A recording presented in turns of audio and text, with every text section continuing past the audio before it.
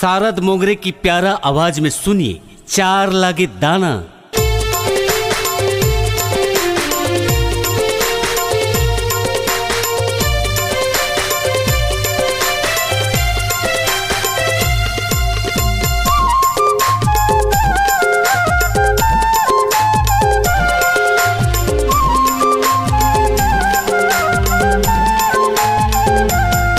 चोला माटी के जी हाँ बसे पारान, चोला माटी के जी हाँ बसे पारान, चोला माटी के जी हाँ बसे पारान, चोला माटी के जी हाँ बसे पारान। अनधन दौलत माल खजाना, अनधन दौलत माल खजाना, सब 4 दिन के मेहमान।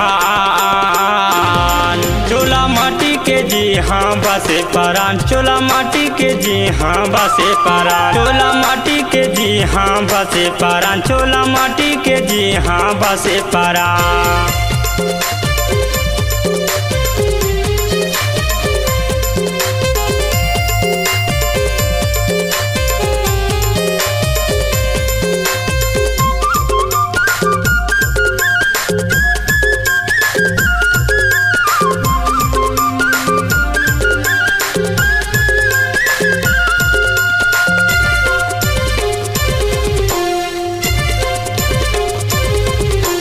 मेले मुश्किल माँ मनुष्य अवतार, माता पिता दिखाए संसार, घूम लेगा माया के बाजार, फंसे माया माँ सब साढ़े साल।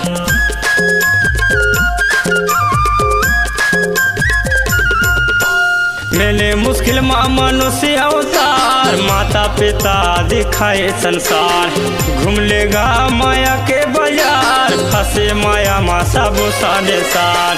सरस्वती सुरदु गुरु ज्ञान, सरस्वती सुरदु गुरु ज्ञान, अरे रूप दियो भगवान। चोला माटी के जी हाँ बसे पारान, चोला माटी के जी हाँ बसे पारान, चोला माटी के जी हाँ बसे पारान, चोला माटी के जी हाँ बसे पारान।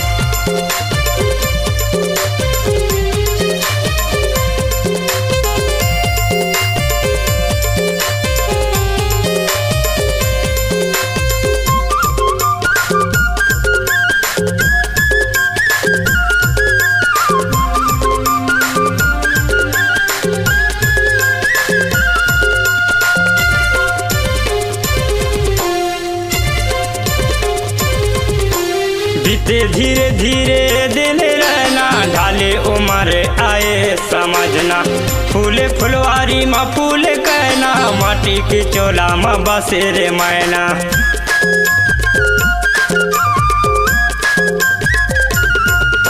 बीते धीरे धीरे दिन रहना, ढाले उम्र आए समझना, फूले फुलवारी माँ फूल कहना, माटी के चोला माँ बसे रे मैना। 9 दरवाजा पिंजरा के निशान, 9 दरवाजा पिंजरा के निशान, जी हाँ बसे हावे संगी जान। चोला माटी के जी हाँ बसे पारान, चोला माटी के जी हाँ बसे पारान, चोला माटी के जी हाँ बसे पारान, चोला माटी के जी हाँ बसे पारान।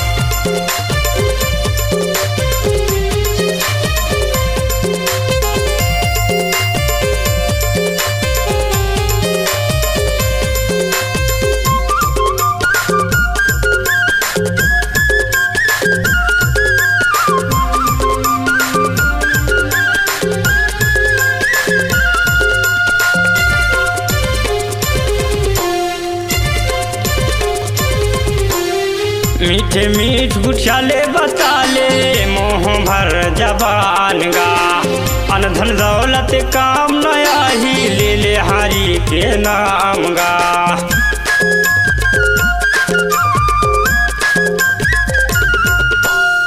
मीठे मीठ गुठियाले बताले, मोह भर जबान गा, अनधन दौलत काम नया ही, ले ले हरि के नाम गा। एक पहाड़ लगल ध्यान, एक पहाड़ लगल ध्यान, संगी भजले राम राम। चोला माटी के जी हाँ बसे पारान, चोला माटी के जी हाँ बसे पारान, चोला माटी के जी हाँ बसे परान, चोला माटी के जी हाँ बसे परान।